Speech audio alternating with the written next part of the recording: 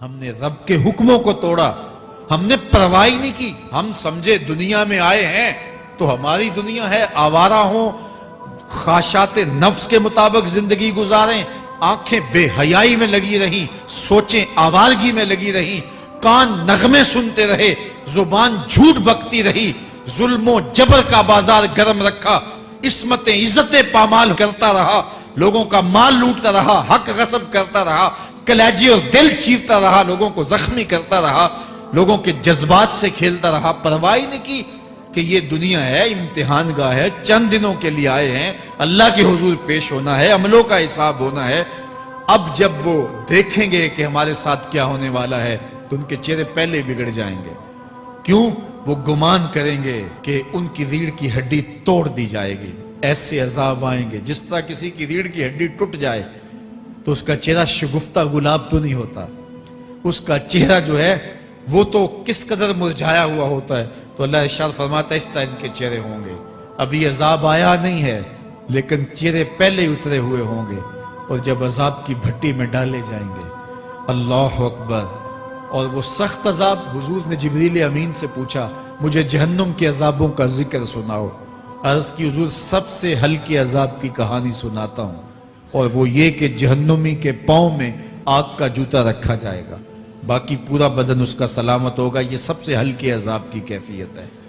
اب پاؤں میں آگ کا جوتا ہوگا، حدت، گرمی، شدت اتنی ہوگی کہ دماغ پگھل کے ناک اور کانوں کے راستے سے باہر آ جائے گا۔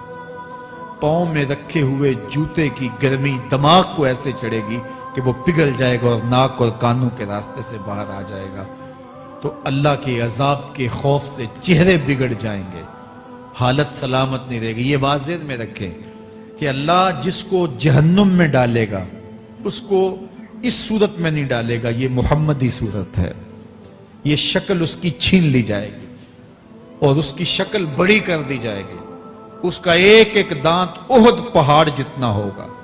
احد پہاڑ کا پھیلاؤ 15 کلومیٹر پہ ہے، 15 کلومیٹر کا ایک دانت، اور 32 دانت کتنے ہوں گے تو منہ کتنا بڑا ہوگا۔ اس کو اتنا بڑا اس لیے کیا جائے گا تاکہ وہ عذاب کی تکلیف زیادہ سہے۔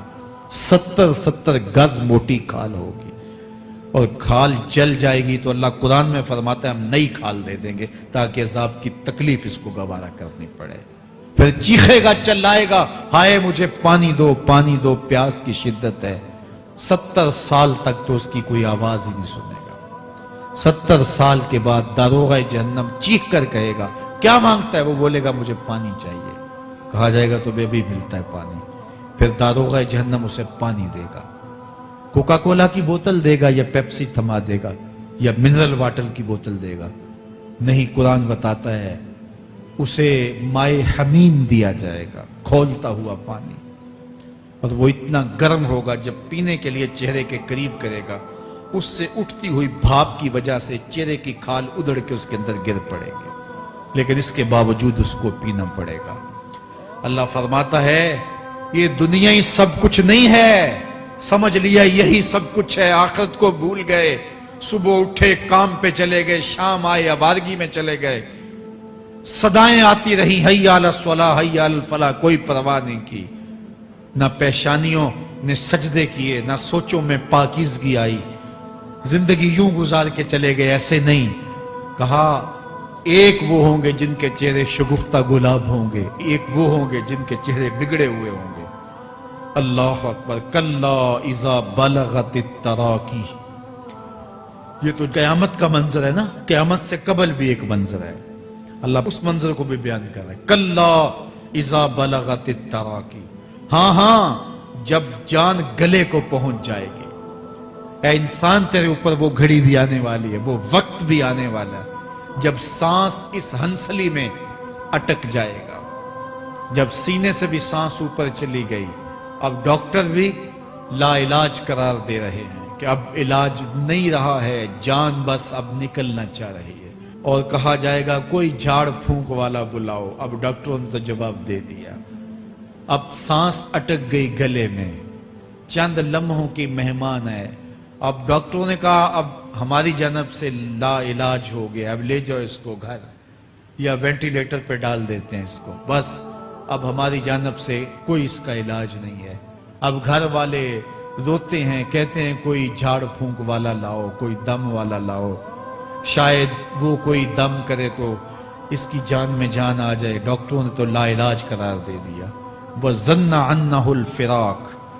اللہ فرماتا ہے یہ تو جھاڑ پھونک والے کو ڈھونڈ رہے ہیں, لیکن جس کی سانس یہاں اٹکی ہے وہ سمجھ گیا ہے اب موت آ گئی ہے. اس کو یقین ہو گیا ہے کہ اب موت کے لمحے آ گئے ہیں, اب میں بچ نہیں پاؤں گا. اب آنکھیں تاڑے لگی ہوئی ہیں. وَالْتَفَّتِ السَّاقُ بِالسَّاقِ. پنڈلی پہ پنڈلی چڑھ رہی ہے. جب موت آ جاتی ہے تو پھر پنڈلی سے پنڈلی لپٹ جاتی ہے, اس کو پھر جدا کرتے ہیں اور جدا کر کے دونوں انگوٹھے باندھ دیتے ہیں تاکہ پنڈلی کے اوپر پنڈلی نہ چڑھے. اللہ وہ منظر بیان کرتا ہے, صاحب یہ وقت آنے والا ہے جب دونوں انگوٹھے باندھ دیے جائیں گے, جب ناک میں روئی ٹھونس دی جائے گی, جب چٹے لباس میں کفن دیا جائے گا, جب غسال کے سامنے بے بس پڑے ہوں گے, وہ چاہے یہ بازو اٹھائے چاہے یہ بازو اٹھائے, گرم پانی ڈالے یا سرد پانی ڈالے, جب بس پڑے ہوئے ہوں گے جو ہے وہ غسل دینے والوں کے, اور ناک میں روئی ہوگی اور دونوں انگوٹھے آپس میں بندھے ہوں گے. یہ محل, یہ ماڑی, یہ کوٹھیاں, یہ بنگلے جس کو سویر شام لگ کے حلال حرام کی تمیز کیے بغیر بنایا تھا. غوث اعظم رضی اللہ تعالیٰ عنہ بولے مکان بنا رہا ہے, بسیں گے اور حساب تو جا کے دے گا. اور یہ تو ایک رات بھی تجھے اس گھر کے اندر نہیں رکھیں گے کہ چلو ایک رات مہمان رکھ لیں. کہتے ہیں نہیں نہیں, مہمانوں نے بھی جانا ہے تو جلدی کرو, اس کو سپرد کراؤ. وہ تو تیرا لباس بھی پھاڑ کے اتاریں گے, خود غسل دینے کے لیے تیار بھی نہیں ہے. تجھ سے خوف آنے لگا ہے, جاندی واری ڈرونا بنے ہوتے, ہاتھ نہ لاندے ڈر دے, جنہ لئی تو پاپ کمائے اج کتھے نہیں تیرے کر دے. آج تو وہ تیرے ساتھ تجھے غسل دینے کے لیے آمادہ نہیں ہے. وَالْتَفَّتِ السَّاقُ بِالسَّاقِ. جب پنڈلی پہ پنڈلی چڑھنے لگ جائے گی, إِلَىٰ رَبِّكَ يَوْمَئِذٍ الْمَسَاقُ. اس دن تیرے رب کی طرف ہی لوٹ کے جانا ہے. فَلَا صَدَّقَ وَلَا صَلَّىٰ. اس نے نہ تو سچ مانا اور نہ نماز پڑھی. وَلَٰكِنْ كَذَّبَ وَتَوَلَّىٰ. ہاں جھٹلایا اور منہ پھیر کے چل پڑا. ثُمَّ ذَهَبَ إِلَىٰ أَهْلِهِ يَتَمَطَّىٰ. پھر اپنے گھر کو اکڑتا ہوا چلا. اولا لک فاولا ثم اولا لک فاولا. تیری خرابی آ پہنچی, ہاں تیری خرابی آ پہنچی. ایحسب الانسان ان یترک سدی. انسان دنیا میں یہ گمان کرتا ہے اس کو سدا چھوڑ دیا جائے گا. سدا عربی میں ایسے اونٹ کو کہتے ہیں جس کی مہار کسی کے ہاتھ میں نہ ہو. شترے بے مہار, جہاں مرضی جس گھاٹ سے چاہے پانی پیے, جہاں سے مرضی چارہ لے, تو شترے بے مہار کو کہتے ہیں سدا. تو یہ انسان بھی گمان کرتا ہے کہ میں بھی سدا ہوں, مجھے کوئی کیوں پوچھے, میرے جذبات پہ کوئی کیوں قدغن لگائے, مجھے کیوں روکے کوئی. بالخصوص جوانی کے ایام کے اندر جوان کو بڑا ہوتا ہے کہ کوئی مجھے کیوں. وہ تو ماں باپ کے کہنے میں بھی نہیں آنا چاہتا, وہ کہتا ہے کیوں مجھے روکتے ہیں, میری جوانی ہے, میرے جذبات ہیں, مجھے آزادی سے جینے دو, کیوں میرے راستے میں رکاوٹ بنتے ہو, میں سدا ہوں. اللہ فرماتا ہے نہیں, ایک اونٹ تو سدا ہو سکتا ہے جس کو میں نے اشرف المخلوقات بنایا ہے, اس کو تو سدا نہیں چھوڑوں گا, اس کو تو پابند بناؤں گا حکام کا. اب وہ کہتا ہے کہ نہیں نہیں, یہ کیسے دوبارہ اٹھائے جائیں گے. اب دوبارہ وہی بات پھر آ گئی. الم یک نطفۃ من منی یمنی. اللہ فرماتا ہے ایک بوند تھی نا, پانی کا ایک قطرہ تھا جو رحم مادر میں رکھا گیا. ثم کان علقہ. پھر وہ پانی کا قطرہ لوتھڑا بنا. فخلق فسوی. پھر اللہ نے اسے پیدا فرمایا اور پھر ٹھیک ہموار کیا. فجعل منہ الزوجین الذکر والانثی. پھر اس سے وہ جوڑ بنائے, کوئی مرد بنایا کوئی عورت بنائی. کہا اب غور کر, اب تیری آنکھیں دیکھتی ہیں, بجلیاں چمکتی ہیں, تیری زبان کا طوطی بولتا ہے, لوگ اشش کرتے ہیں تیری گفتگو پہ, تیری گفتار پہ صدقے جاتے ہیں, تیرے لہجے کے جمال کو دیکھتے ہیں, تیرے سینے کا زور, تیرے پنجوں کی طاقت, تیری دماغ کی تیزیاں اور تیری سوچوں کے اجالے, تیری زوردار ٹانگیں, تیرے کڑیل بازو, اور تیری چوڑی چھاتی اور تیرے گلاب کی پتیوں جیسے ہونٹ، اے انسان یہ سب کچھ کہاں تراشا گیا؟ ماں کے رحم میں، اس تاریکی میں جو 3 پردوں میں تھی۔ تیرا سر تیرے گھٹنوں میں تھا، اور تیرے رب نے وہاں تیرے اندر نسوانیت یا رجولیت کی صلاحیتیں پیدا کی، تیری آنکھوں میں چمک پیدا کی، تیرے کانوں میں نغمے بکھیرے، تیری زبان کے پٹھوں پہ قوت ذائقہ رکھی، تجھے بولنے کی صلاحیت دی، تیرے پنجوں میں زور رکھا۔ آج تو مفتی شہر ہے، آج تو علامۃ الدہر ہے، آج تو قاضی القضات ہے، آج تو منسٹر ہے، آج تو وزیر اعظم ہے، آج تو پہلوان ہے، آج تو شہزادہ ہے، آج تو بادشاہ ہے، آج تو زوراور ہے۔ آج تیری طاقت کے کیا کہنے؟ آج شیروں کو تو نچا لیتا ہے، ہاتھیوں کو تو بٹھا لیتا ہے، آج تو بڑا زوراور گھڑ سوار ہے۔ آج تیری طاقت کے کیا کہنے؟ تو کشتی کرتا ہے، زمانہ دیکھنے آتا ہے۔ آج تیری طاقت کے شوہرے ہیں، تیری عظمت کے تنتنے ہیں، لیکن انسان تو ایک ناپاک قطرہ تھا اور رحم مادر میں تھا۔ تیرے اندر یہ رنگ کس نے بھرے؟ تیرے کانوں میں نغمے کس نے رکھے؟ تجھے دماغ کی قوتیں کس نے دی؟ زبان کو بولنا کس نے سکھایا؟ آنکھوں میں توانائیاں کس نے رکھی؟ تیری زبان کا طوطی بولتا ہے، یہ سلیقے کس نے دیے؟ پھر اللہ فرمایا، کتنا زوردار بیان ہے، الیس ذالک بقادر علی ان یحیی الموتى، جو ماں کے پیٹ میں ایک نطفے کو ایک خوبصورت انسان بنا سکتا ہے، ہڈیوں کو جوڑ کے دوبارہ انسان نہیں بنا سکتا؟ کیا وہ دوبارہ تجھے کھڑا نہیں کر سکتا اپنے سامنے پیش ہونے کے لیے، جس کے حکموں کو تو نے توڑا ہے، جس کے فرامین کا تو نے مذاق اڑایا ہے؟ کیا وہ اتنا ہی بے بس ہے کہ اپنے حضور تجھے جو ہے وہ کھڑا ہی نہیں کر سکتا ہے؟ جس رب نے تجھے ماں کے شکم میں شکل دی، حضرت شیخ فرید الدین عطار بولتے ہیں، سانے کستی سلاتی می شود، ایسا کاریگر ہے مٹی سے بادشاہ بنا ڈالتا ہے۔ اس نے مٹی سے دارا و سکندر بنائے، اس نے مٹی سے جو ہے وہ رستم و سہراب بنائے، اس نے مٹی سے کیا کیا بنا دیا جو مٹی سے بادشاہ بنا سکتا ہے، جو نطفہ رحم مادر سے جو ہے وہ شکل اور صورت اور رنگ اور جمال بنا دیتا ہے۔